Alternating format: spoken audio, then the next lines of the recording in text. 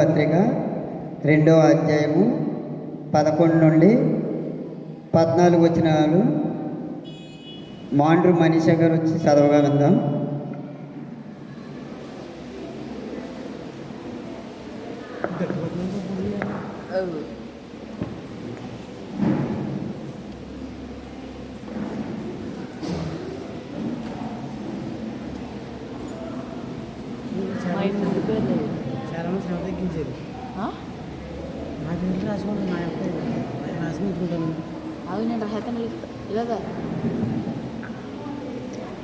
ఏలైనగా సమస్త మనుష్యులకు రక్షణకరమైన దేవుని కృప ప్రత్యక్షమై మనము భక్తిహీనతను ఇహలోక సంబంధమైన దురాశలను విసర్జించి శుభ్రప్రదమైన నిరీక్ష నిమిత్తము అనగా మహాదేవుడును మన రక్షకుడునైన యేసుక్రీస్తు మహిమ యొక్క ప్రత్యక్షత కొరకు ఎదురుచూచుచు ఈ లోకంలో స్వస్థ బుద్ధితోనూ నీతితోనూ భక్తితోనూ బ్రతుకుచుండవలనని మనకు బోధించుచున్నది.